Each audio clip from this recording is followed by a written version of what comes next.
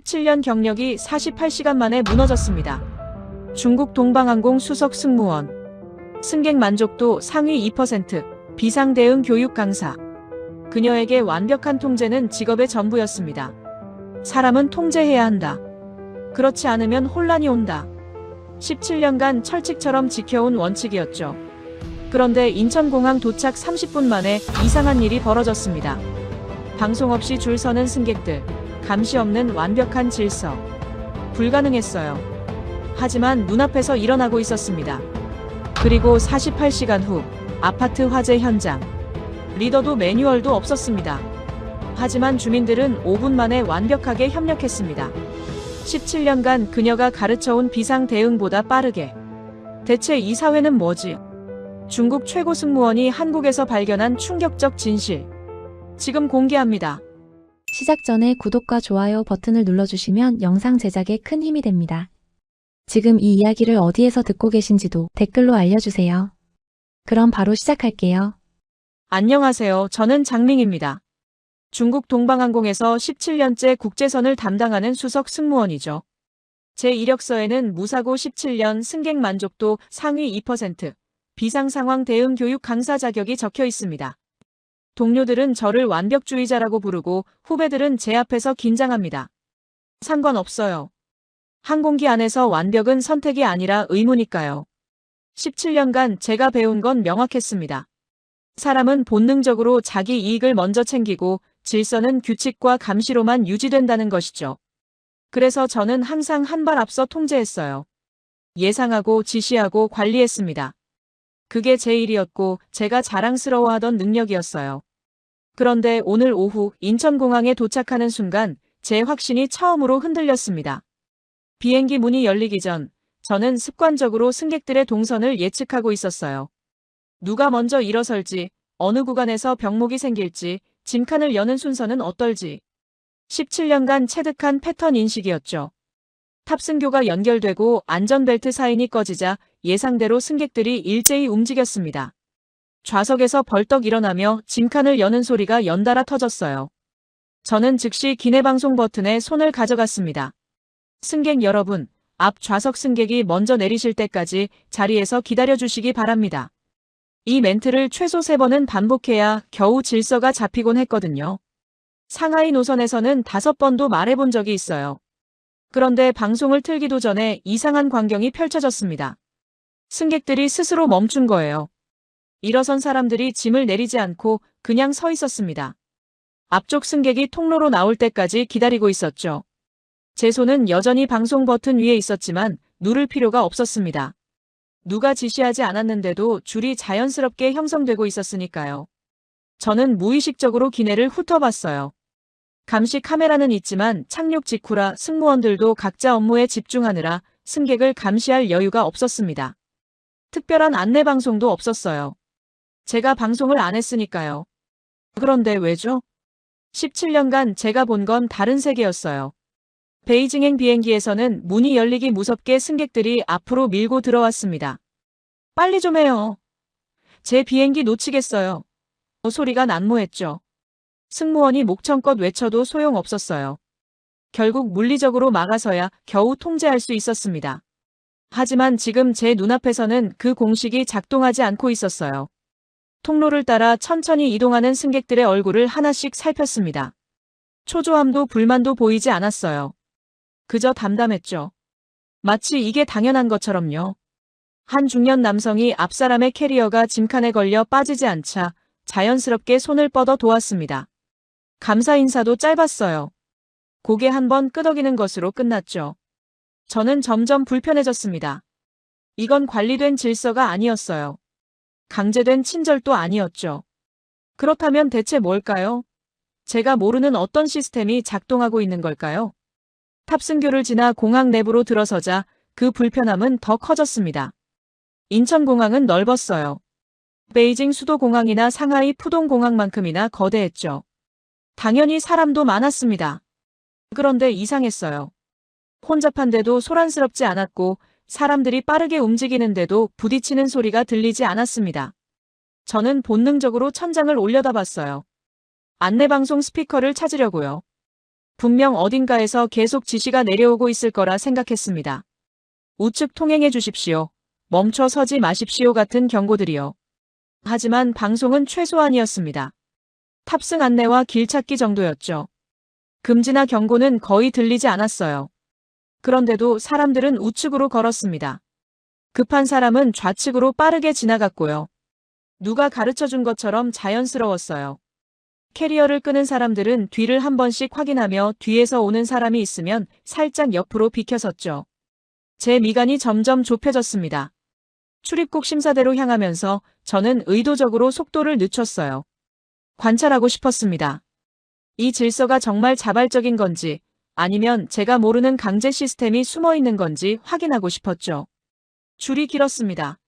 하지만 아무도 새치기 하지 않았어요. 직원들은 각자 업무에만 집중하고 있었고 줄을 관리하는 사람은 따로 없었습니다. 카메라는 있었지만 사람들은 카메라를 의식하는 것 같지 않았어요. 그냥 줄을 서는 게 당연하다는 표정이었죠. 입국 심사를 기다리는 동안 제 앞에서 한 외국인 승객이 서류 문제로 시간이 걸리고 있었습니다. 심사관이 천천히 또박또박 영어로 설명해주고 있었어요. 여기에 이렇게 적으시면 됩니다. 천천히 하세요. 목소리에 짜증이 없었습니다. 뒤에 기다리는 사람들도 조용했어요. 베이징 공항이었다면 어땠을까요? 심사관은 빨리 처리하라고 재촉했을 거고 뒤 사람들은 혀를 차며 불평했을 겁니다. 하지만 여기는 달랐어요. 심사를 마치고 수화물 찾는 곳으로 이동했습니다. 컨베이어 벨트 주변에 사람들이 모여 있었어요. 제 캐리어가 나왔습니다. 손을 뻗으려는 순간 옆에서 한 남성의 캐리어와 제 캐리어가 겹쳐버렸어요. 저는 반사적으로 긴장했습니다. 상하이였다면 제 거예요. 아니, 제 건데요. 하며 실랑이가 벌어졌을 거예요.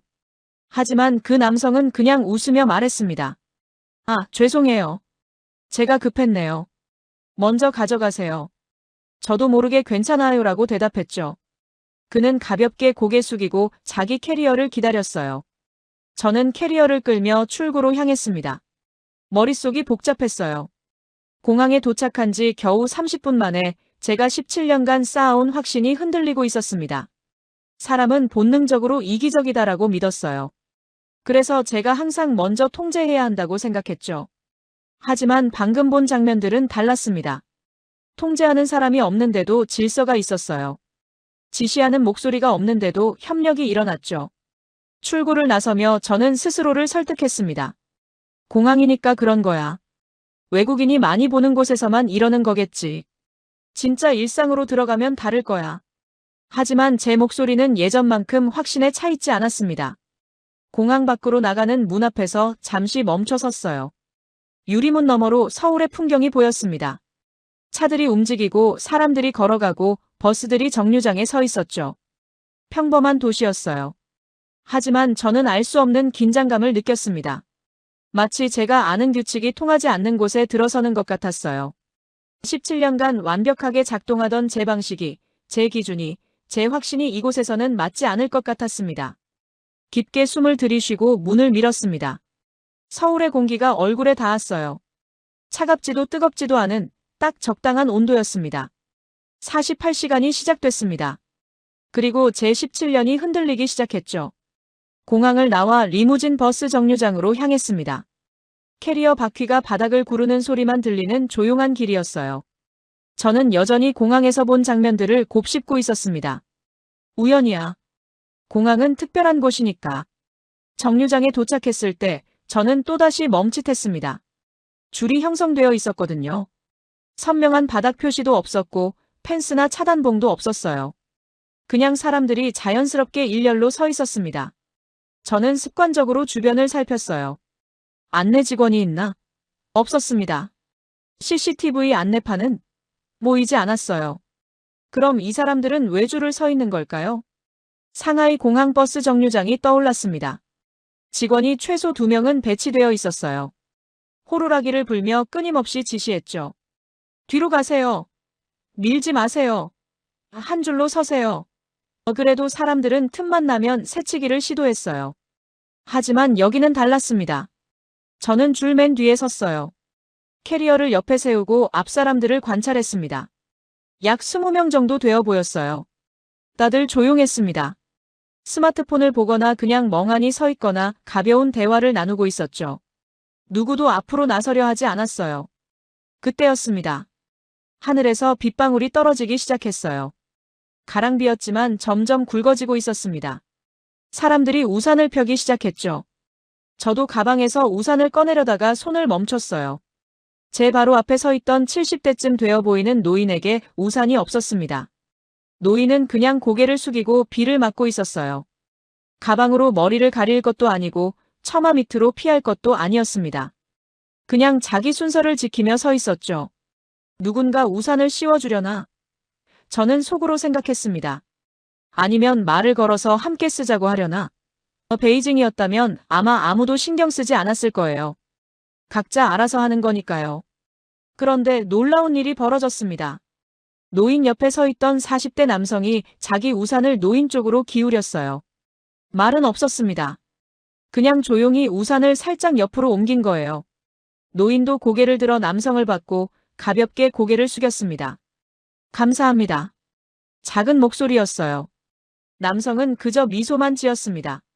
그리고 두 사람은 그렇게 한 우산 아래에서 버스를 기다렸어요. 남성의 어깨 한쪽이 비에 젖고 있었지만 신경 쓰는 기색이 없었습니다. 저는 그 장면을 보며 가슴이 뭉클해졌어요. 17년간 기내에서 본 승객들과는 너무 달랐습니다. 기내에서 승객들은 늘 요구했어요. 담요 하나 더 주세요. 좌석을 바꿔주세요. 왜 이렇게 늦어요? 더 주는 것보다 받으려는 게 먼저였죠. 하지만 방금 본 남성은 달랐습니다. 자기가 손해를 감수하면서 남을 도왔어요. 보상도 칭찬도 인정도 없이요. 버스가 도착했습니다. 문이 열리자 줄 앞쪽 사람들이 차례로 올라타기 시작했어요. 한 명씩 천천히요.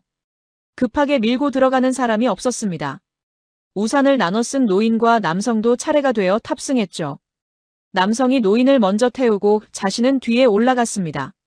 저도 버스에 올랐어요. 빈자리를 찾아 앉으며 생각했습니다. 이상해. 왜 다들 손해를 감수하지? 경쟁하지 않으면 뒤처지는 거잖아요. 양보하면 손해보는 거고요. 그게 제가 17년간 배운 세상의 규칙이었습니다. 하지만 여기서는 그 규칙이 작동하지 않는 것 같았어요. 버스가 출발했습니다. 창밖으로 인천공항이 멀어지고 도시 풍경이 펼쳐지기 시작했어요. 고층 빌딩들, 아파트 단지들, 넓은 도로들. 저는 계속 창밖을 응시했습니다. 도로도 이상했어요. 차들이 빽빽했지만 끼어들기가 보이지 않았습니다. 신호등이 바뀌면 모두 멈췄고 파란불이 켜지면 순서대로 출발했어요. 경적 소리가 거의 들리지 않았습니다. 베이징이나 상하이에서는 상상할 수 없는 광경이었죠. 그곳에서는 경적이 일상이에요. 빨간불에도 우회전하려 하고 조금이라도 틈이 보이면 끼어들려 합니다. 그게 빠른 거니까요. 그게 효율적인 거니까요. 하지만 창밖에 보이는 서울의 도로는 달랐습니다. 모두가 조금씩 양보하면서 전체가 빨라지고 있었어요. 누군가 한 발 물러서면 다른 사람이 자연스럽게 그 공간을 채웠습니다. 약 30분쯤 지났을 때 버스가 명동 근처에 도착했습니다. 저는 여기서 내리기로 했어요. 숙소가 근처에 있었거든요. 버스에서 내려 캐리어를 끌고 길을 걸으며 주변을 둘러봤습니다. 비는 그쳤지만 하늘은 여전히 흐렸어요. 거리는 사람들로 붐볐습니다. 관광객도 많고 현지인도 많았죠. 하지만 혼잡한데도 소란스럽지 않았어요. 저는 택시를 잡기로 했습니다. 캐리어도 무겁고 숙소까지는 조금 더 가야 했거든요. 손을 들자 택시 한 대가 멈춰 섰어요. 기사님이 창문을 내리고 물었습니다. 어디까지 가세요? 저는 숙소 주소를 보여줬어요. 기사님이 잠시 생각하더니 말했습니다. 여기서 지하철 타시는 게 더 빠를 수도 있어요. 지금 저녁 시간이라 도로가 막힐 거예요. 여기 저기 보이죠? 새 정거장이면 도착할 겁니다. 저는 순간 멈칫했습니다. 뭐라고요? 택시기사가 손님에게 택시 타지 말고 지하철 타라고요? 베이징 택시라면 절대 그런 말 안 했을 겁니다. 오히려 멀리 돌아가서라도 요금을 더 받으려 했겠죠. 미터기를 조작하거나 길을 잘못 들어서 죄송합니다. 막혔네요 라고 말하는 게 일상이었어요. 하지만 이 기사는 자기 손해를 감수하고 정직하게 조언했습니다. 정말요? 하지만 제가 택시 잡았는데. 괜찮아요. 손님이 빨리 가시는 게 중요하죠. 저는 다른 손님 태우면 되니까요. 기사님은 웃으며 창문을 올렸고 천천히 출발했어요. 저는 그 자리에 멍하니 서 있었습니다. 택시 뒷모습을 바라보며 말이죠. 손해를 감수했어요. 당장 눈앞의 이익을 포기했죠. 그것도 손님에게 솔직하게 말하면서요. 이게 대체 무슨 일이죠? 17년간 제가 본 세상은 달랐습니다. 사람들은 자기 이익을 먼저 챙겼어요. 손해보는 선택은 바보 같은 거였죠. 정직하면 손해보고 양보하면 뒤처지고 남을 도우면 이용당하는 게 현실이었어요. 하지만 여기서는 그 공식이 작동하지 않았습니다. 저는 기사님이 알려준 대로 지하철역으로 향했어요. 캐리어를 끌며 천천히 걸어가는데 머릿속이 복잡했습니다. 정류장에서 본 우산 나눔, 버스에서 본 양보, 그리고 방금 만난 정직한 택시기사. 모두 같은 패턴이었어요. 자기 손해를 감수하면서 남을 배려하는 것. 왜지? 대체 왜 그러는 거지?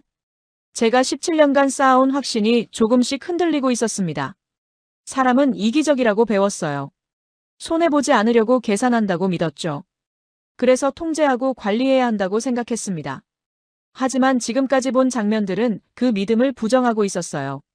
지하철역 입구가 보였습니다. 저는 계단을 내려가며 다짐했어요. 더 지켜봐야 해. 아직 단정하기엔 이르니까. 하지만 제 목소리는 점점 작아지고 있었습니다. 두 번째 균열이 생겼어요. 작았지만 분명했습니다. 지하철을 타고 숙소 근처 역에 도착했습니다. 체크인을 마치고 방에 짐을 풀었어요. 시계를 보니 저녁 6시였습니다. 배가 고팠죠. 비행기 기내식은 언제나 제 입맛에 맞지 않았거든요. 프론트 직원이 근처에 대형마트가 있다고 알려줬습니다. 간단히 뭐라도 사 먹으려고 마트로 향했어요. 걸어서 5분 거리였습니다. 마트에 들어서자 익숙한 형광등 불빛과 냉방 바람이 반겼어요. 베이징이나 상하이 마트와 비슷했습니다. 카트를 하나 집어들고 매장 안으로 들어갔죠. 저는 습관적으로 주변을 관찰했어요. 17년간 승무원으로 일하며 체득한 버릇이었습니다. 사람들의 동선, 표정, 행동 패턴. 모든 게 데이터였어요. 삼각김밥 코너로 향하던 중이었습니다. 앞쪽에서 갑자기 쿵 소리가 났어요. 저는 반사적으로 그쪽을 돌아봤습니다. 두 대의 카트가 모퉁이에서 정면으로 부딪힌 거였어요. 한쪽은 30대로 보이는 여성, 다른 쪽은 50대쯤 되어 보이는 남성이었습니다. 두 사람 모두 스마트폰을 보면서 걷고 있었던 거죠. 저는 즉시 긴장했습니다. 이제 시작이구나. 17년간 수없이 봐온 장면이었어요. 기내에서 승객 2명이 복도에서 부딪히면 항상 같은 패턴으로 전개됐습니다. 앞 좀 보고 다니세요. 제가 먼저 왔는데요. 뭐라고요? 당신이 휴대폰 보면서 걸었잖아요. 그러면 제가 급히 달려가서 중재해야 했어요. 승객 여러분, 진정해 주십시오 하면서요. 양쪽을 떼어놓고 각자 자리로 돌려보내고 사건 보고서를 작성하고. 매번 그랬습니다. 베이징이나 상하이 마트였다면 더 심했을 거예요. 목소리가 높아지고 주변 사람들이 모여들고 관리자를 부르고. 최소 10분은 싸웠을 겁니다. 하지만 지금 제 눈앞에서는 완전히 다른 일이 벌어지고 있었어요. 두 사람이 동시에 입을 열었습니다. 아, 죄송해요. 죄송합니다. 목소리가 겹쳤어요. 저는 귀를 의심했습니다. 두 사람 모두 사과했다고요? 동시에요? 여성이 다시 말했습니다. 제가 휴대폰 보면서 걸었네요. 정말 죄송해요. 남성도 손을 저었어요. 아니에요. 저도 주의를 안 했어요. 괜찮으세요? 다치신 데는 없으시죠? 네, 전 괜찮아요. 오히려 제가. 아닙니다. 제 카트가 더 무거웠는데. 정말 죄송합니다. 저는 그 자리에 얼어붙었습니다. 이게 대체 무슨 대화죠? 충돌이 생겼는데 싸움이 없었어요. 누가 잘못했는지 따지지도 않았죠. 오히려 서로 먼저 사과하려고 경쟁하고 있었습니다.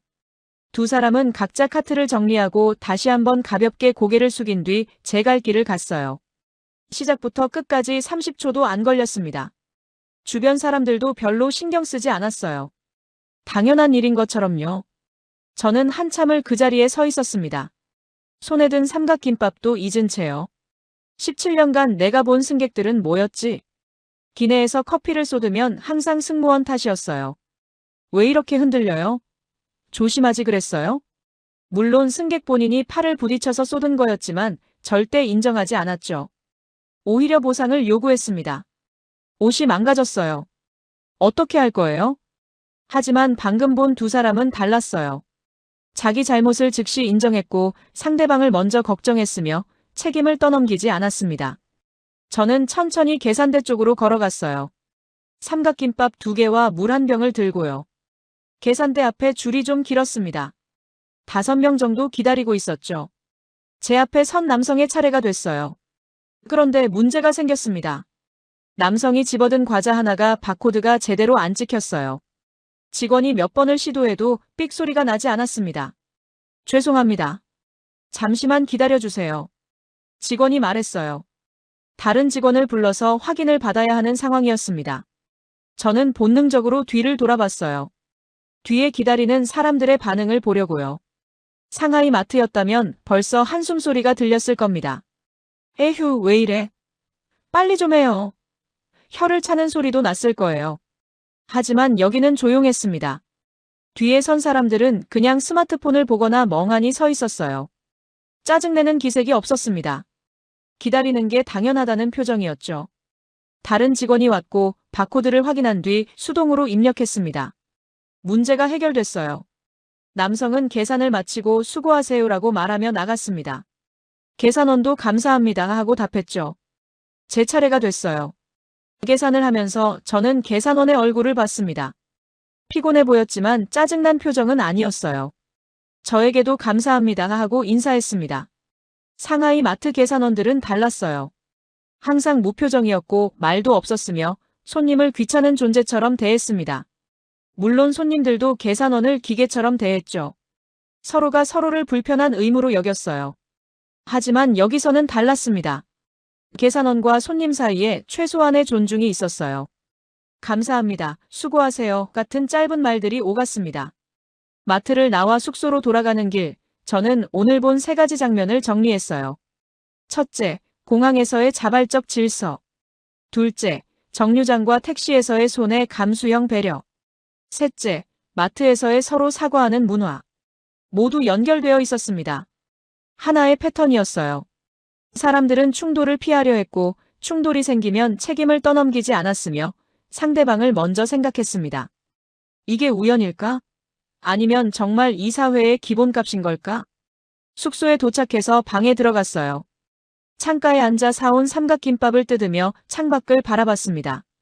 저녁 어스름이 내리고 있었어요.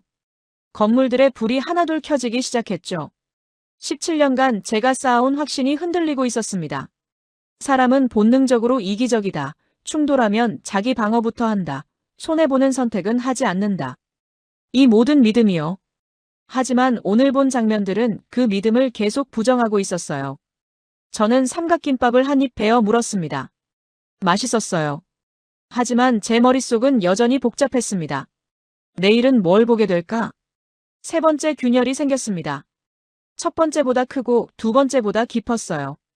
그리고 저는 알고 있었습니다. 이 균열이 점점 더 넓어질 거라는 걸요. 창밖의 서울은 조용히 밤을 맞이하고 있었습니다. 다음 날 아침 일찍 일어났습니다. 제대로 잠을 이루지 못했어요. 어젯밤 본 장면들이 계속 머릿속을 맴돌았거든요. 마트에서 부딪힌 2 사람, 서로 먼저 사과하던 모습. 17년간 제가 알던 세상과는 너무 달랐습니다. 샤워를 하고 옷을 갈아입으며 스스로를 설득했어요. 어제는 특별한 경우였을 거야. 오늘은 다를 거야. 진짜 일상 속으로 들어가면 사람들의 본 모습이 보일 거야. 저녁 7시 30분, 일부러 퇴근 시간에 맞춰 지하철을 타기로 했습니다. 사람들이 가장 피곤하고 가장 예민하고 가장 급한 시간이죠. 그때라면 분명 본 모습이 나올 거예요. 가식적인 친절은 유지할 수 없을 테니까요. 강남역 9호선 플랫폼에 도착했습니다. 사람이 정말 많았어요. 상하이 지하철 출퇴근 시간만큼이나 혼잡했습니다. 이제 보자. 이 많은 사람 속에서도 질서가 유지될까? 플랫폼에 노란 선이 그어져 있었고 그 뒤로 2줄의 대기줄이 표시되어 있었어요. 그리고 놀랍게도 사람들이 정확히 그 선을 따라 서 있었습니다. 플랫폼 직원은 보이지 않았어요. 카메라는 있었지만 누구도 신경 쓰지 않는 것 같았습니다. 저는 줄 뒤에 섰어요. 앞쪽을 보니 이미 30명 넘게 기다리고 있었습니다. 베이징이었다면 이미 난장판이었을 거예요. 사람들이 선을 무시하고 문 앞으로 몰려들고 밀치고 소리치고 내가 먼저야. 비켜봐요. 하지만 여기는 조용했습니다. 열차가 들어왔어요. 급행이라 속도가 빨랐습니다. 슉 하는 소리와 함께 열차가 멈춰섰고 문이 열렸죠. 그때 제가 17년간 보지 못한 광경이 펼쳐졌습니다. 문이 열리자 사람들이 양쪽으로 비켜섰어요. 안에서 내리는 승객들을 위해서였죠. 아무도 먼저 타려고 하지 않았습니다. 내리는 사람이 모두 나올 때까지 기다렸어요.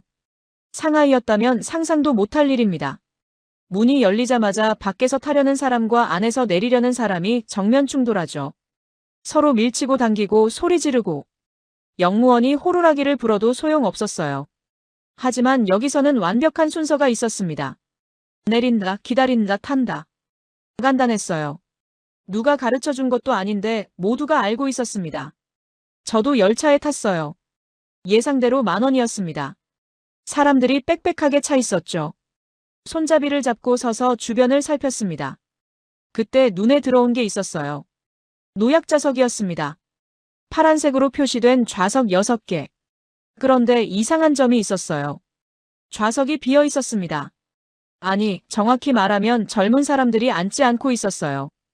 차는 10,000원인데 노약자석만 텅 비어 있었습니다. 서서 가는 20대, 30대 승객들 옆에 빈 좌석이 있는데도 아무도 앉지 않았어요. 저는 놀라서 그 좌석들을 계속 쳐다봤습니다. 정말 아무도 안 앉네. 상하이였다면 이미 젊은이들이 다 차지했을 자리였어요. 노약자가 오면 비켜주면 되잖아. 하면서요. 실제로는 노약자가 와도 눈 감고 자는 척하지만요. 2 정거장을 지났을 때였습니다. 다음 역에서 문이 열렸고 배가 불룩한 임산부가 탔어요. 30대 초반쯤 되어 보였습니다. 그 순간 4명이 동시에 일어났습니다. 노약자석에 앉아있던 50대 여성, 60대 남성, 그리고 일반석에 앉아있던 40대 남성과 30대 여성. 4사람 모두 임산부를 보자마자 자리에서 일어났어요. 말은 거의 없었습니다. 그냥 일어나서 손짓으로 여기 앉으세요 했을 뿐이에요. 임산부는 당황한 표정으로 괜찮아요, 괜찮아요 했지만 결국 가장 가까운 자리에 앉았습니다. 고개를 여러 번 숙이며 감사합니다 했죠. 4사람은 다시 손잡이를 잡고 섰어요. 아무렇지 않다는 듯이요. 저는 그 장면을 보며 입을 다물지 못했습니다. 17년간 기내에서 임산부 승객을 수없이 봤어요. 그때마다 제가 직접 방송으로 부탁해야 했습니다. 승객 여러분께 양해 부탁드립니다. 임산부 승객께서 탑승하셨습니다. 좌석 양보 가능하신 분 계시면 벨을 눌러주십시오. 대부분 아무도 반응하지 않았어요. 결국 제가 직접 돌아다니며 죄송하지만 자리를 좀 양보해 주시겠습니까? 부탁해야 했죠. 그러면 승객들은 인상을 쓰며 일어났습니다. 에휴, 재수없게. 속으로 이런 말을 하는 게 표정에 다 보였어요. 하지만 방금 본 4사람은 달랐습니다. 누가 시키지도 않았고 방송도 없었으며 부탁도 하지 않았어요. 그냥 자연스럽게 일어났습니다. 마치 그게 당연한 것처럼요. 몇 정거장을 더 가는 동안 저는 계속 관찰했습니다. 한 학생이 노약자석 근처에서 졸고 있었어요. 고개가 점점 옆으로 기울어지더니 노약자석 팔걸이에 기대려는 순간 화들짝 놀라며 몸을 바로 세웠습니다. 주변을 두리번거리며 민망해하는 표정이었어요. 노약자석에 기대는 것조차 조심스러워하네. 저는 속으로 중얼거렸습니다. 에스컬레이터를 타기 위해 환승통로로 나왔어요. 여기서도 똑같은 패턴이 보였습니다. 사람들이 자연스럽게 우측에 서 있었고 좌측은 텅 비어 있었어요. 급한 사람들이 좌측으로 빠르게 걸어 올라가고 있었죠. 표지판이 있나 확인했습니다. 없었어요. 바닥에 화살표가 있나 봤습니다. 그것도 없었어요. 그런데 모두가 우측에만 서 있었습니다. 저는 우측에 섰어요. 익숙하지 않았지만 따라 해봤습니다. 그렇게 서 있으니 뒤에서 급하게 올라가는 사람들이 감사합니다 하고 지나갔어요. 이게 효율이구나. 문득 깨달았습니다. 모두가 우측에 서면 급한 사람은 좌측으로 빠르게 지나갈 수 있어요. 전체적으로 더 빨라지는 거죠. 상하이에서는 에스컬레이터가 항상 혼란스러웠어요. 사람들이 양쪽 다 막아서서 급한 사람도 지나갈 수 없었죠. 비켜봐요. 좀 지나갑니다. 소리가 끊이지 않았습니다. 하지만 여기서는 조용했어요. 시스템이 작동하고 있었습니다. 강제하는 사람도 없고 감시하는 눈도 없는데 완벽하게 작동하고 있었어요. 다시 9호선을 타고 숙소 방향으로 향했습니다. 이번에는 좀 더 여유가 있어서 자리에 앉을 수 있었어요.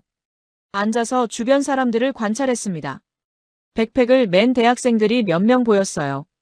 그런데 모두 백팩을 앞으로 메고 있었습니다. 뒤에 메면 더 편할 텐데요. 왜 굳이 앞으로 멜까? 잠시 생각하다가 이해했습니다. 뒤에 매면 다른 사람에게 부딪힐 수 있으니까.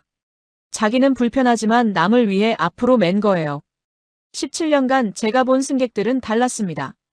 큰 가방을 복도에 놓아서 다른 사람들이 지나가지 못하게 하고 좌석을 2개 차지하고 큰 소리로 통화하고 자기 편의만 생각했어요. 다른 사람? 그건 그 사람 문제죠.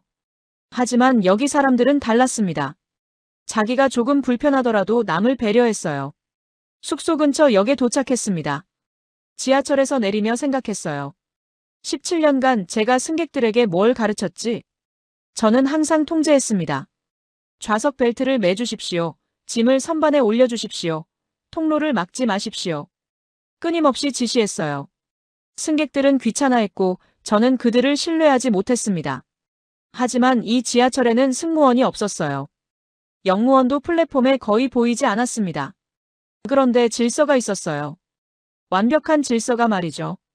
통제하지 않아도 질서가 만들어졌습니다.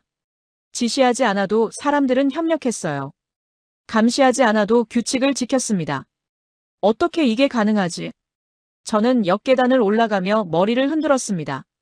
17년간 쌓아온 확신이 계속 무너지고 있었어요. 사람은 통제해야 한다고 믿었는데 여기서는 통제 없이도 작동하고 있었습니다. 4번째 균열이 생겼어요. 이제는 균열이라고 부르기엔 너무 커졌습니다. 벽 전체가 흔들리고 있었어요. 그리고 저는 알고 있었습니다. 내일이면 아마 그 벽은 완전히 무너질 거라는 걸요. 저녁 8시 30분 근처 작은 식당에서 저녁을 먹고 숙소로 돌아가는 길이었습니다. 배는 부르지만 마음은 여전히 무거웠어요. 오늘 하루 종일 본 장면들이 머릿속에서 정리되지 않았거든요. 지하철의 질서, 노약자석을 비워두는 젊은이들, 임산부를 위해 4명이 동시에 일어나던 모습. 모두 같은 패턴이었습니다. 누가 시키지 않아도 감시하지 않아도 사람들은 스스로 움직였어요. 17년간 내가 뭘 한 거지? 이 질문이 계속 떠올랐습니다. 숙소 아파트 단지 입구에 도착했어요. 20층짜리 건물 4동이 모여있는 중간 규모 단지였습니다.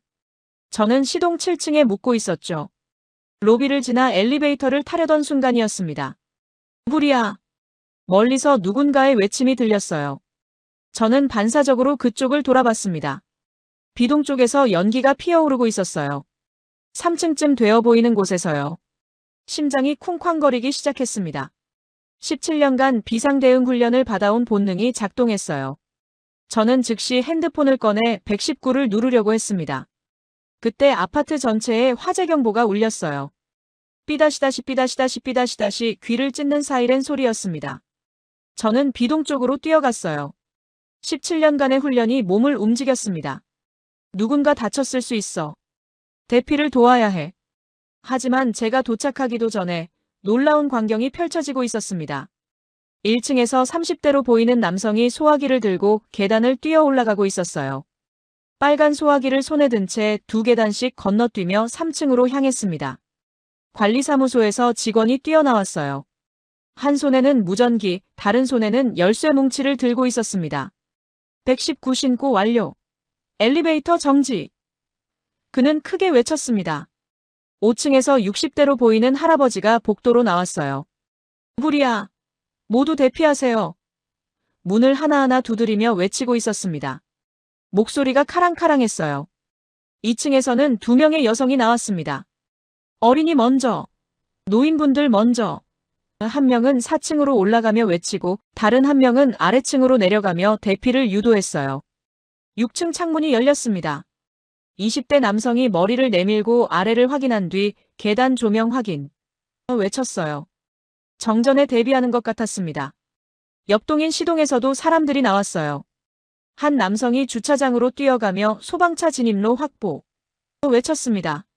주차되어 있는 차들을 확인하며 차 주인들을 찾고 있었어요. 편의점 쪽에서 50대 남성이 물 한 박스와 수건 몇 장을 들고 뛰어왔어요. 물이랑 수건 여기 있습니다. 그는 계단 입구에 물건을 내려놓았습니다. 저는 그 자리에 얼어붙었습니다. 뭐죠? 이게 대체 무슨 일이죠? 제 손은 여전히 핸드폰을 쥐고 있었어요. 119 버튼 위에 손가락이 올려져 있었지만 누를 필요가 없었습니다. 이미 신고가 된 거예요. 사람들이 계단으로 대피하기 시작했습니다. 노인 한 분을 2명의 젊은이가 부축하고 있었고 어린아이를 아는 엄마 뒤에는 초등학생으로 보이는 아이가 따라오고 있었어요. 아무도 소리 지르지 않았습니다. 패닉 상태도 아니었어요. 그냥 조용히, 빠르게, 질서 있게 움직이고 있었습니다. 저는 넋을 잃고 그 모습을 지켜봤어요. 17년간 제가 받은 비상대응 훈련이 떠올랐습니다. 매달 시뮬레이션을 했어요. 기내에서 화재가 발생하면 어떻게 해야 하는지, 누가 무엇을 해야 하는지. 저는 비상상황 대응 교육 강사였습니다. 후배들에게 가르쳤죠. 비상 상황에서는 반드시 리더가 필요합니다. 명확한 지시가 있어야 합니다. 매뉴얼 두께가 5cm였어요. 모든 상황에 대한 대응 방법이 적혀 있었죠. 그걸 다 외워야 했고 시험도 봤으며 실습도 했습니다. 하지만 지금 제 눈앞에서는 그 어떤 매뉴얼도 없었어요. 리더도 없었습니다. 지시하는 사람도 없었고요. 역할을 분담한 것도 아니었습니다. 그런데 완벽하게 협력하고 있었어요. 3분이 지났습니다. 3층 창문에서 처음 올라간 남성이 고개를 내밀었어요. 진압했습니다. 주방 화재였어요. 큰 불은 아니었습니다. 그의 목소리가 단지 전체에 울려 퍼졌습니다. 사람들이 안도의 한숨을 쉬었어요. 하지만 여전히 침착했습니다. 환기시켜야 합니다. 누군가 외쳤어요. 3층 주민분들 잠시 아래로 대피해 계세요. 관리사무소 직원이 말했습니다. 저 멀리서 소방차 사이렌 소리가 들렸어요. 5분도 안 돼서 소방차 2대가 단지 안으로 들어왔습니다. 주차장 진입로가 깨끗하게 비워져 있었기 때문에 수월하게 진입할 수 있었어요. 소방관이 내려 물었습니다. 상황이 어떻습니까? 주방 화재였습니다. 1차 진압 완료했고 지금 환기 중입니다. 관리사무소 직원이 보고했어요. 부상자는요? 없습니다. 소방관들이 최종 확인 후 말했습니다. 완전 진화 확인했습니다. 수고 많으셨습니다. 그리고 놀라운 말을 덧붙였어요. 초기 대응 정말 잘하셨어요.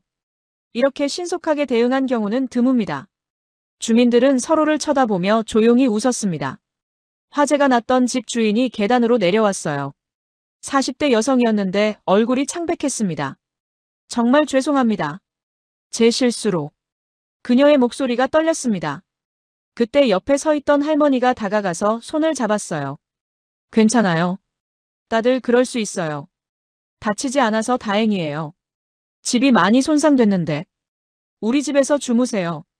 방 하나 비어 있어요. 2층 여성이 말했습니다. 저희 집에도 오실 수 있어요. 다른 주민도 말했어요. 화재가 난 집 주인은 그제야 눈물을 흘렸습니다. 감사합니다. 정말 감사합니다. 저는 모든 과정을 지켜봤습니다. 화재 발생부터 진압까지 5분. 대피 완료까지 7분. 소방차 도착까지 8분. 그리고 누구도 다치지 않았습니다. 저는 천천히 벤치에 앉았어요. 다리에 힘이 풀렸습니다. 손이 떨렸어요. 17년이었습니다. 17년간 저는 리더가 필요하다, 매뉴얼이 있어야 한다, 지시하지 않으면 혼란이 생긴다고 가르쳐왔어요. 하지만 방금 본 주민들은 달랐습니다. 매뉴얼도 리더도 훈련도 없었어요. 그런데 제가 17년간 가르쳐온 방식보다 더 빨랐고 더 효율적이었으며 더 안전했습니다. 왜죠? 그때 깨달았습니다. 저는 사람을 믿지 못했어요. 그래서 통제하고 지시하고 감시해야 한다고 생각했죠. 하지만 이 주민들은 서로를 믿었습니다.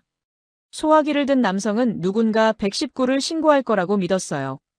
관리사무소 직원은 주민들이 대피할 거라고 믿었죠. 모두가 각자의 역할을 할 거라고 서로를 신뢰했습니다. 신뢰였어요. 서로를 신뢰했기 때문에 각자가 자기 역할에 집중할 수 있었습니다. 겹치지 않았고 빠지지도 않았어요. 저는 고개를 숙였습니다. 눈물이 났어요. 17년간 승객들을 믿지 못해서 끊임없이 통제했습니다. 지시하고 감시하고 관리했어요. 승객들도 저를 믿지 않았습니다. 서로 믿지 못했기 때문에 항상 긴장했어요. 하지만 방금 본 주민들은 달랐습니다. 서로를 믿었기 때문에 완벽하게 협력할 수 있었어요. 10분쯤 지났을까요? 사람들이 하나둘씩 자기 집으로 돌아가기 시작했어요. 소방차도 떠났고 연기도 사라졌습니다. 평범한 아파트 단지로 돌아왔어요. 마치 아무 일도 없었던 것처럼요. 하지만 저는 알고 있었습니다. 방금 제 17년이 완전히 무너졌다는 걸요. 그런데 이상했어요. 슬프지 않았습니다. 오히려 가벼웠어요. 17년간 짊어지고 있던 무거운 짐을 내려놓은 기분이었습니다. 저는 천천히 일어났어요. 숙소로 돌아가야 했습니다. 그리고 생각해야 했어요. 이제 제가 무엇을 해야 할지를요. 숙소방으로 돌아왔지만 잠이 오지 않았습니다. 창가에 앉아 밤 풍경을 바라봤어요. 아파트 단지는 조용했습니다. 2시간 전 화재가 있었다는 게 믿기지 않을 정도로요. 머릿속에서는 계속 같은 장면이 재생됐어요. 소화기를 들고 뛰어 올라가던 남성 대피를 유도하던 할아버지, 물을 가져온 편의점 주인. 누가 시키지 않았는데도 각자가 움직였습니다. 신뢰. 그 단어가 계속 떠올랐어요. 시계를 보니 밤 11시였습니다. 목이 말랐어요. 프론트에서 근처 편의점이 24시간 운영한다고 했던 게 기억났습니다. 저는 가디건을 걸치고 밖으로 나갔어요. 아파트 단지를 벗어나 골목길을 걷는데 앞에서 한 남성이 길을 헤매고 있었습니다. 외국인 관광객으로 보였어요. 큰 배낭을 메고 스마트폰을 들여다보고 있었죠. 그때 반대편에서 60대쯤 되어 보이는 아저씨가 걸어오고 있었습니다. 퇴근하는 길인지 피곤해 보였어요. 외국인과 아저씨의 눈이 마주쳤습니다. 외국인이 조심스럽게 입을 열었어요. Excuse me. 스테이션? 어눌한 발음이었습니다. 아저씨는 잠시 멈칫했습니다. 그리고 미소를 지으며 고개를 끄덕였어요. 하지만 말은 하지 않았습니다. 대신 주머니에서 핸드폰을 꺼냈어요. 저는 조금 떨어진 곳에서 그 장면을 지켜봤습니다. 아저씨가 뭔가를 검색하더니 핸드폰 화면을 외국인에게 보여줬어요. 번역 앱이었습니다. 지하철역 찾으세요? 영어로 번역된 문장이 화면에 떠 있었어요. 외국인이 고개를 끄덕였습니다. Yes, yes. 서브웨이 스테이션. 아저씨는 다시 번역 앱에 뭔가를 입력했어요. 저쪽으로 5분 걸어가세요. 큰 도로 나오면 왼쪽으로. 그리고 손으로 방향을 가리키며 설명했습니다. 외국인이 고개를 끄덕이며 생크유했지만 여전히 헷갈려하는 표정이었어요. 아저씨도 그걸 알아챘는지 잠시 생각하더니 손짓을 했습니다. 같이 갈까요? 라는 의미였죠. 그리고 두 사람은 함께 걷기 시작했습니다. 아저씨는 분명 반대 방향이었을 텐데요. 저는 그 뒷모습을 보며 가슴이 뭉클해졌습니다. 영어를 못해도 피곤해도 반대 방향이어도 도왔어요. 5분 넘게 걸어가면서요. 상하이였다면 어땠을까요? 아마 대부분 그냥 지나쳤을 겁니다. 나는 영어 못해, 바빠, 내가 왜? 하면서요. 아니면 대충 손짓만 하고 가버렸겠죠. 하지만 이 아저씨는 달랐습니다. 자기 시간을 쓰면서까지 낯선 외국인을 도왔어요. 저는 천천히 편의점으로 향했습니다. 이제 놀라지 않으려고 했어요. 하지만 계속 놀라는 제 자신을 발견했습니다. 편의점 문을 열고 들어갔어요. 어서 오세요. 점원이 밝게 인사했습니다. 저는 가볍게 고개를 숙이고 음료 코너로 갔어요. 생수 한 병과 컵라면 하나를 집어들고 계산대로 향했습니다. 제 앞에 한 명이 서 있었어요. 20대 남성이었는데 손에 든 물건이 많았습니다. 도시락, 과자, 음료수, 담배까지. 계산하는데 시간이 좀 걸릴 것 같았어요. 저는 그냥 기다렸습니다. 스마트폰을 꺼내 시간을 보려던 순간 남성이 뒤를 돌아봤어요. 제 손에 든 물건을 보더니 말했습니다. 먼저 계산하세요. 저는 물건이 많아서요. 저는 깜짝 놀라 그를 봤습니다. 아니에요, 괜찮아요. 먼저 하세요. 아니에요. 두 개밖에 없으시잖아요. 먼저 하세요. 그는 옆으로 비켜서며 손짓했어요. 진심이었습니다. 저는 어쩔 수 없이 먼저 계산했죠. 감사합니다. 천만에요. 그는 웃으며 대답했어요. 계산을 마치고 밖으로 나오는데 또 한 가지 장면이 눈에 들어왔습니다. 편의점 앞 벤치에 앉아있는 중학생 정도 되어 보이는 아이가 라면을 먹고 있었어요. 그런데 국물을 쏟았습니다. 벤치 옆바닥에 빨간 국물이 번졌죠. 아이가 당황해서 두리번거리는데 편의점에서 한 여성이 나왔어요. 30대쯤 되어 보였습니다. 아이를 보더니 편의점 안으로 다시 들어가 휴지 뭉치를 가져왔어요. 괜찮아. 이걸로 닦아. 여성이 휴지를 건네며 말했습니다. 죄송해요. 아이가 작은 목소리로 말했어요. 아니야. 누구나 실수할 수 있어. 다칠 뻔했는데 다행이네. 여성은 같이 쪼그리고 앉아 바닥을 닦는 걸 도왔습니다. 그리고 일어서며 말했어요. 밤늦게 혼자 있지 말고 일찍 들어가. 응. 아이가 고개를 끄덕였어요. 여성은 미소 지으며 자기 길을 갔습니다. 저는 그 장면을 보며 숙소로 걸어갔습니다. 길을 헤매는 외국인을 도운 아저씨, 계산대에서 순서를 양보한 남성, 라면 쏟은 아이를 도운 여성.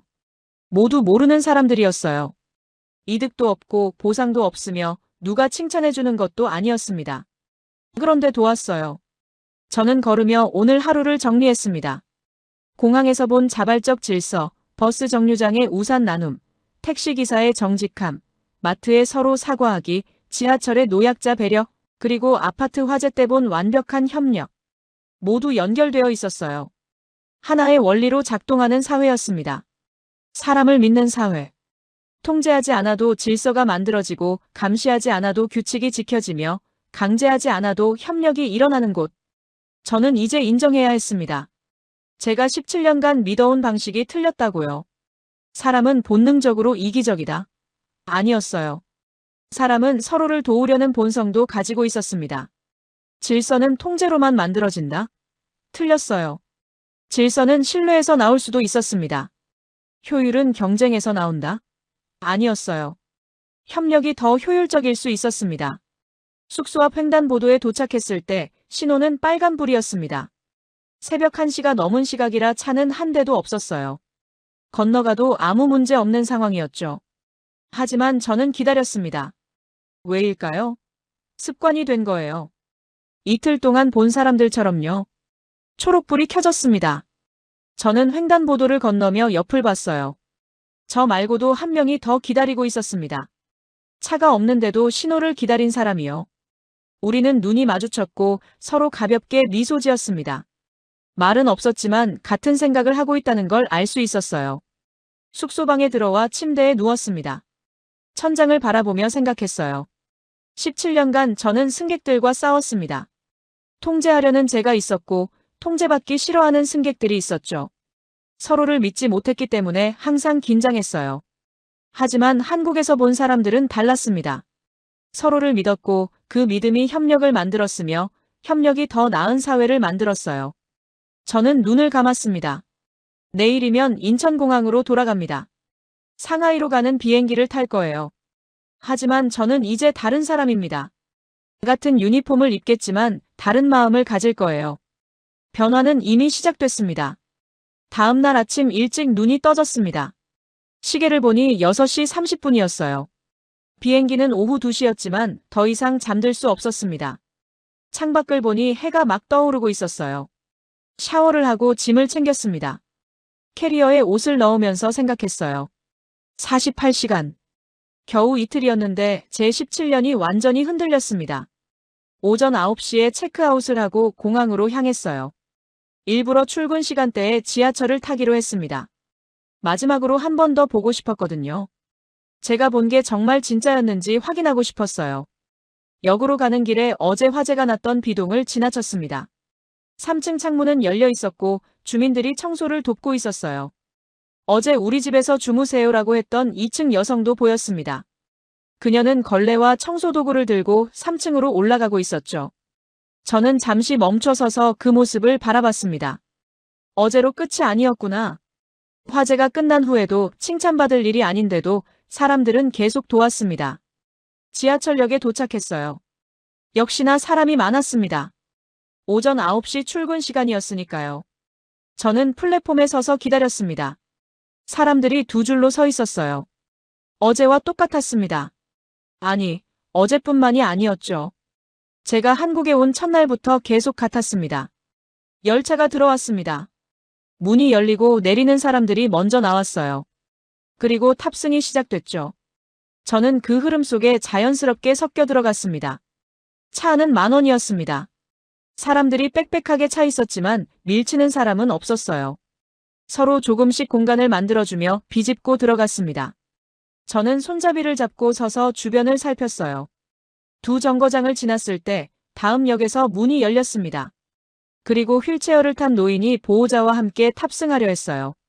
그 순간 제가 48시간 동안 본 모든 장면이 압축된 것 같은 광경이 펼쳐졌습니다. 문 근처에 서 있던 두 남성이 재빨리 옆으로 비켜섰습니다. 휠체어가 들어올 공간을 만든 거예요. 말은 없었어요. 그냥 자연스럽게 움직였습니다. 좌석 쪽에 앉아있던 한 여성이 일어나며 가방을 옮겼어요. 휠체어가 지나갈 동선을 확보한 거죠. 캐리어를 가진 한 남성이 자기 캐리어를 들어 올렸습니다. 바퀴가 휠체어와 걸리지 않게요. 손잡이를 잡고 서 있던 학생이 한 손을 놓고 뒤로 물러섰어요. 모두 동시에 움직였습니다. 눈맞춤만 있었어요. 짧은 고개 끄덕임, 가벼운 손짓. 그게 전부였습니다. 휠체어가 천천히 차 안으로 들어왔습니다. 노인을 태운 휠체어가 안정적으로 자리를 잡자 보호자가 브레이크를 걸었어요. 주변 사람들이 다시 제자리로 돌아갔습니다. 이분도 안 걸렸습니다. 저는 그 장면을 보며 눈시울이 뜨거워지는 걸 느꼈어요. 첫날 공항에서 본 인사가 떠올랐습니다. 청소 직원에게 고개 숙인 남성. 저는 그때 그걸 우연이라고 치부했었죠. 특별한 경우겠지. 공항이니까. 하지만 틀렸어요. 그건 우연이 아니었습니다. 이 사회를 관통하는 태도의 축소판이었어요. 공항의 인사 정류장의 줄서기, 우산 나눔, 택시기사의 정직함, 마트에 서로 사과하기, 지하철의 노약자 배려, 아파트 화재 때의 협력, 편의점 양보, 그리고 지금 본 휠체어 협력. 모두 같은 뿌리에서 나온 거였습니다. 사람을 존중하는 것, 배려를 기본값으로 두는 것, 협력을 당연하게 여기는 것. 규칙이 아니라 관계에서 나온 질서였어요. 강제가 아니라 자발성에서 나온 협력이었죠. 통제가 아니라 신뢰에서 나온 효율이었습니다. 공항철도로 환승했습니다. 인천공항으로 가는 열차였어요. 좌석에 앉아 창밖을 바라봤습니다. 건물들이 지나가고 다리가 지나가고 한강이 보였어요. 저는 가방에서 노트를 꺼냈습니다. 48시간 동안 관찰한 내용을 정리하고 싶었어요. 첫 페이지를 펼치고 펜을 들었습니다. 그리고 천천히 적기 시작했어요. 승객을 관리 대상이 아닌 협력 주체로. 손을 멈추고 그 문장을 다시 읽었습니다. 간단한 문장이었지만 모든 걸 바꿀 수 있는 문장이었어요. 승객을 협력 주체로 본다면 통제 대신 신뢰가 생깁니다. 지시 대신 안내가 되죠. 감시 대신 존중이 생겨요. 다음 줄을 적었습니다. 작은 것부터 시작하기 인사, 존중, 기다려주기, 신뢰, 협력. 공항에서 본 그 장면이 떠올랐어요. 청소 직원에게 고개 숙인 남자. 3초도 안 되는 순간. 하지만 그게 모든 것의 시작이었죠. 존중은 작은 것에서 시작됩니다. 인사, 눈맞춤, 감사의 표현. 그 작은 것들이 쌓여서 문화가 되고 문화가 시스템이 되는 거예요. 세 번째 줄을 적었습니다. 17년을 다시 시작한다. 펜을 내려놓고 창밖을 봤어요. 인천공항이 가까워지고 있었습니다. 17년이 틀렸다고 인정하는 건 쉽지 않았어요. 제가 그토록 자랑스러워하던 경력, 완벽하게 외운 매뉴얼, 상위 2%의 만족도. 그 모든 게 잘못된 전제 위에 세워진 거였으니까요. 사람은 통제해야 한다는 전제요. 하지만 한국에서 본 사람들은 달랐습니다. 통제하지 않아도 협력했어요. 지시하지 않아도 배려했죠. 감시하지 않아도 규칙을 지켰습니다. 그들은 서로를 믿었습니다. 그리고 그 믿음이 더 나은 사회를 만들었어요. 인천공항역에 도착했다는 안내방송이 나왔습니다. 저는 노트를 덮고 가방에 넣었어요. 캐리어를 챙기며 일어섰습니다. 같은 공항으로 돌아갑니다. 이틀 전 도착했던 그곳으로요. 하지만 저는 이제 다른 사람이에요. 같은 풍경을 보겠지만 다른 눈으로 볼 겁니다. 같은 일을 하겠지만 다른 마음으로 할 거예요. 플랫폼에 내려 에스컬레이터를 탔습니다. 저는 자연스럽게 우측에 섰어요. 이틀 전에 저였다면 그냥 가운데 섰겠죠. 하지만 지금은 달랐습니다. 급한 사람이 좌측으로 지나가며 감사합니다 했어요. 저도 가볍게 고개를 끄덕였습니다. 작은 변화였지만 시작이었습니다. 공항 청사로 들어서며 저는 주변을 둘러봤어요.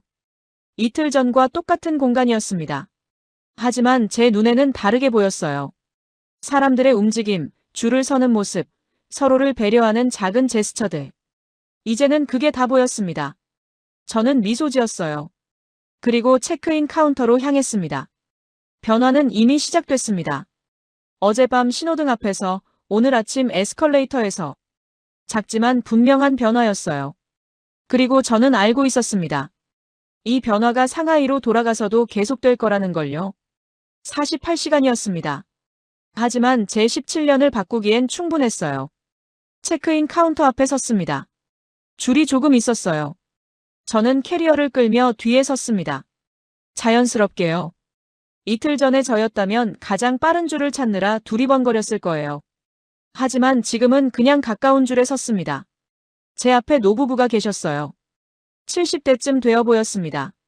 할아버지가 큰 캐리어를 끌고 계셨는데 힘들어 보였어요. 무게 때문인지 자꾸 옆으로 기울었습니다. 저는 잠시 망설였어요. 17년간의 습관이 말했습니다. 내일이 아니야. 공항 직원이 도와주겠지. 하지만 이틀간의 경험이 제 발을 움직였습니다.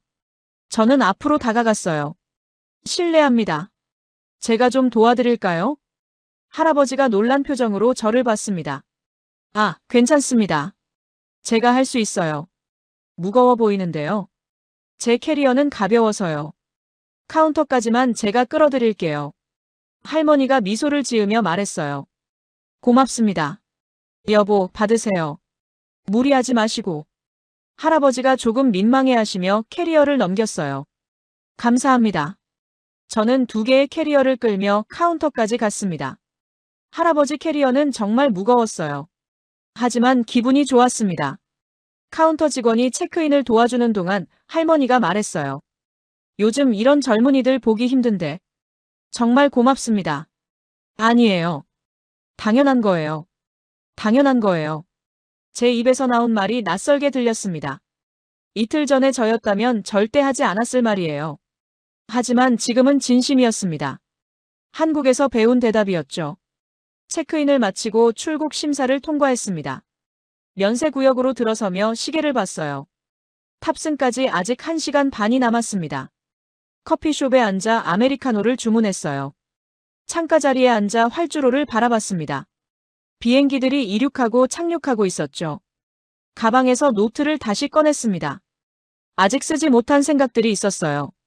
새 페이지를 펼치고 적기 시작했습니다.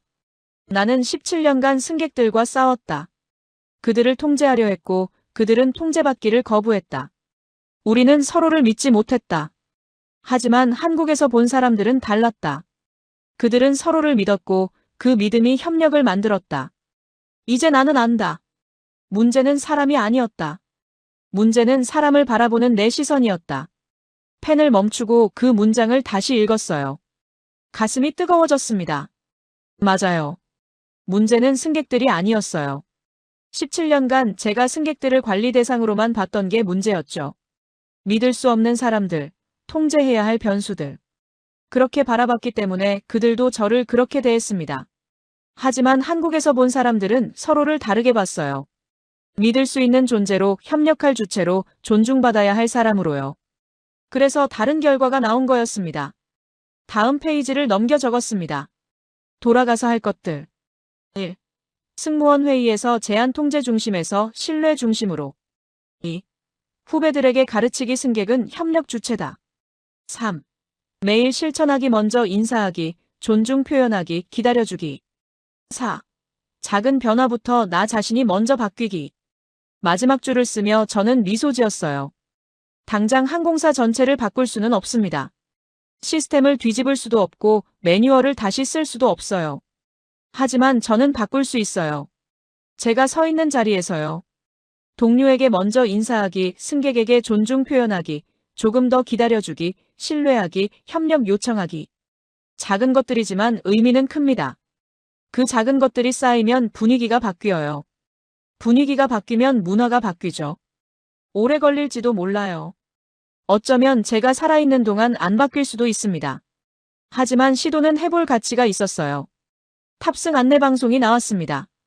저는 노트를 덮고 가방에 넣었어요. 커피를 다 마시고 일어났습니다. 게이트로 향하는 길, 같은 항공사 유니폼을 입은 승무원 3명이 걸어오고 있었어요. 후배들인 것 같았습니다.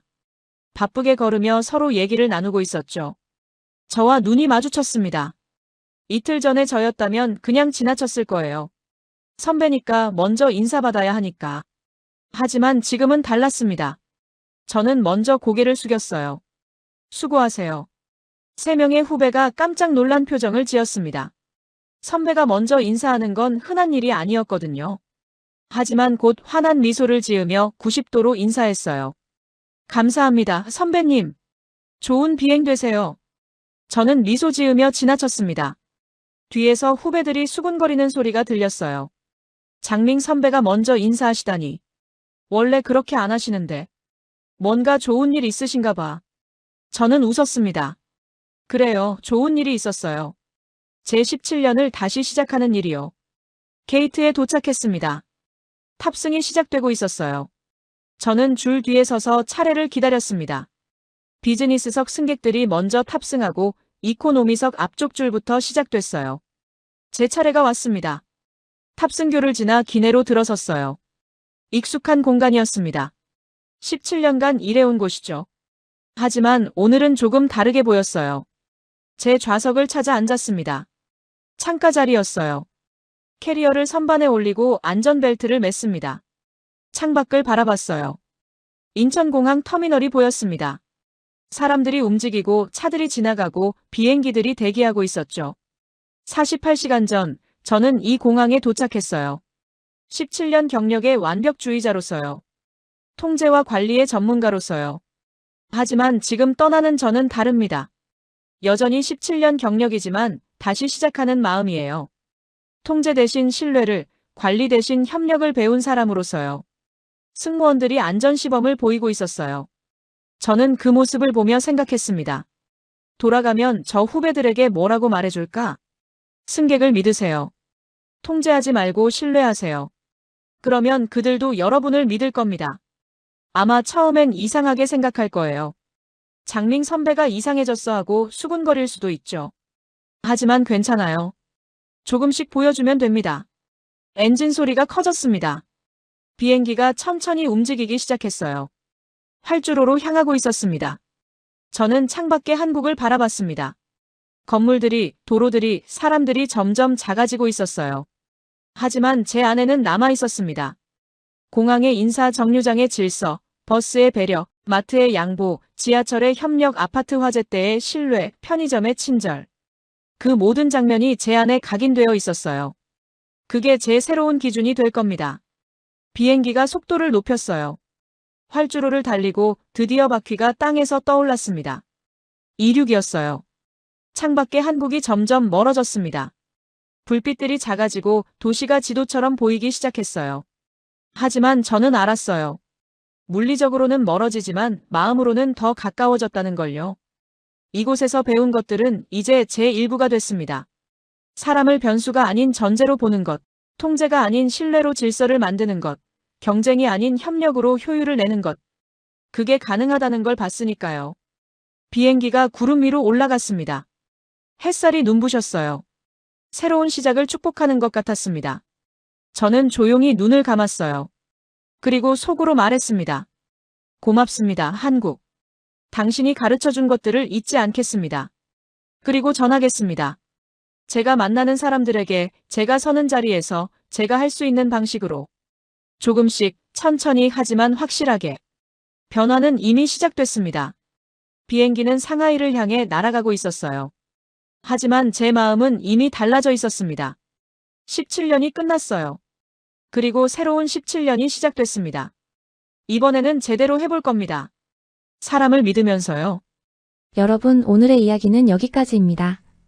17년 경력의 승무원 장밍이 한국에서 배운 한 가지 사람을 통제하는 게 아니라 신뢰할 때 진짜 협력이 시작된다는 것이었습니다.